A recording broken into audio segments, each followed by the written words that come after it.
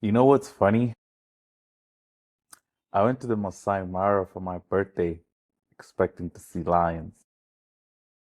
I generally expected to see some elephants and to see all the things people usually talk about when they come back from safari. What I didn't expect though was for a leopard to teach me something about my own life. And it wasn't even the leopard itself. It was something our guide said about how they hunt. See, Lucy explained that a leopard can kill its prey, drag it all the way up to a tree, and then wait. Sometimes for hours. And for some reason, that idea wouldn't leave me alone. Maybe because of where I'm currently at in life. You see, for me, this wasn't just a birthday trip. This was 6 months after moving home, 6 months after leaving Vancouver, a place that I had found a home in. 6 months after trying to figure out who I am outside of the life I had spent years building. And if I'm being honest, I don't think I had fully processed the move to this date. I was so busy adapting, trying to figure things out, trying to create a new trajectory of a new life back home. And the biggest challenge of all, trying to rebuild momentum. And when I look back, I never really sat with what had happened. This is where I feel like there was pressure to figure things out on a whim. I think when we make big life decisions, there's this expectation that things should make sense immediately.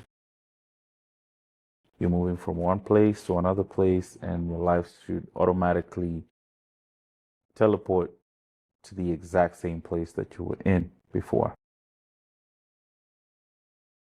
But the reality is, you have to move cities. You have to start basically a new relationship with a lot of things in your life. You probably leave a career behind, and it's a start over.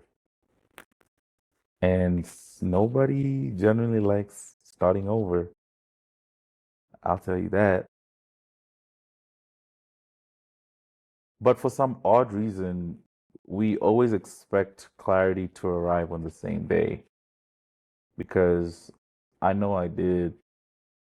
I thought moving back home would instantly reveal what the next chapter looked like.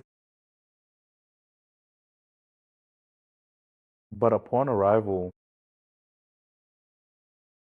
I started to feel the uncertainty. And to be honest with you, uncertainty is uncomfortable because it feels like nothing is happening. And I remember thinking about that when I was at the safari. The safari was different because it gave me tranquility and time to settle down my mind in a way that I hadn't been able to do since I moved back home. The reason why the leopard stuck with me was, as my guide, Lucy, kept giving us intel on why they do what they do after killing their prey, I started to imagine, why would they do all that work? Tracking, hunting, capturing the prey, drag it all the way up a tree, and then just wait. Not because you're lazy, not because you're unsure, but because you trust the time. Because you see, what I observed in the wild is survival in the wild isn't about action, it's also about patience. And I started thinking, how many times in life do we work hard for something and then immediately rush to the next thing? And the more I sat with that idea, the more I realized that's exactly what I've been doing.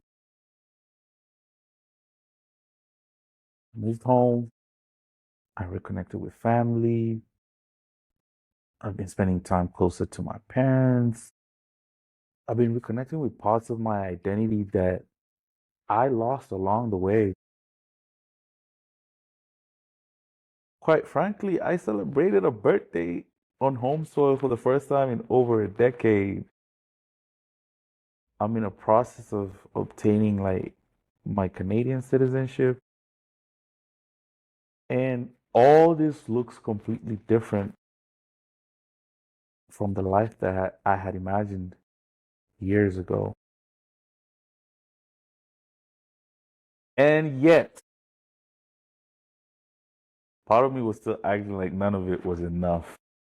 Lord have mercy. Like being home and having all these things was just not enough. Still felt like I needed the next thing, the next project, the next career move, the next breakthrough, the next answer, the next. It's always about the next. And I could feel my body feeling the exhaustion of always trying to figure it out. From the past life in my previous city, I called it survival mode.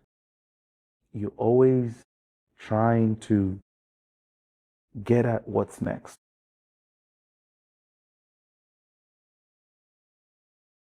But what I loved about the wild was that nothing seemed rushed. I started to understand why safaris are so therapeutically relaxing. The animals weren't panicking, they weren't comparing themselves, weren't worried about being behind like we always do as humans. But for the most part, I noticed that they kept adapting. And maybe that's what gave me peace. Because I feel like the last 6 months haven't been about certainty. Far from it. It's been about adaptation, adapting to being home again, learning how to trust myself again, learning how to trust life in a different region again. And I started to think maybe those are two very different things. Because the older I get, the more I realize patience isn't passive. Patience is trust. Trust that the work you've done still matters, even when the results aren't immediate. I started to feel like I needed to trust that growth is still happening, even when it doesn't feel obvious. I had to trust that life can be unfolding every day, even when you don't fully understand where it's taking you. You see, the leopard wasn't waiting because it was uncertain. It was waiting because it understood something that I think most of us forget. Not every season is meant for chasing. Some seasons are meant for letting what you already earned settle into your life.